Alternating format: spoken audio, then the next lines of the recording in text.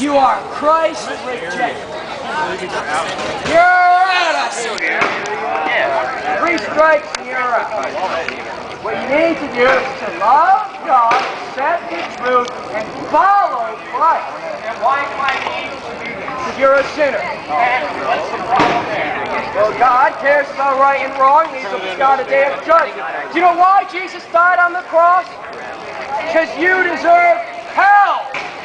That's why He died. So I should love God because I'm going to go to hell. You should love God because He died for you.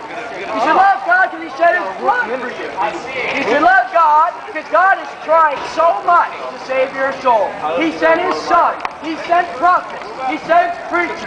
God has given you a conscience. He's given you a Bible. You should love God because He's done so much good for you.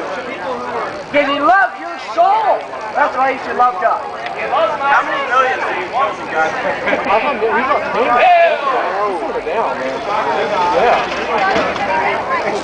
Sodom and Gomorrah? They were wicked people.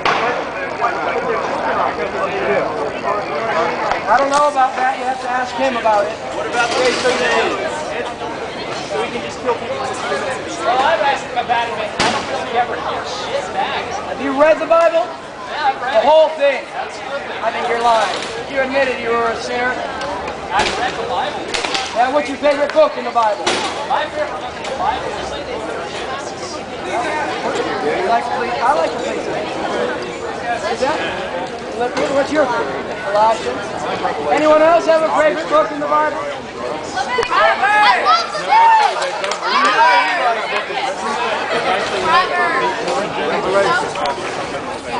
My favorite book in the Bible is the Gospel of John. I think it's the most beautiful book in the whole Bible. It depicts the love of God. It depicts the love of Christ. It depicts the ministry of the Lord. I think the book of John, I think the whole Bible is beautiful. It has a beautiful God. God who actually cares about His people. A God who actually cares about right and wrong. A God who's just and holy, who will actually punish sin. The Bible is a beautiful book. You know what? What I call Selfish. I call them slaves. I'm not saying your motive should be selfish. Your motive needs to be loving. You need to love your neighbor and love God. And the foundation of obligation is the intrinsic value of well-being. The well-being of God is intrinsically valuable.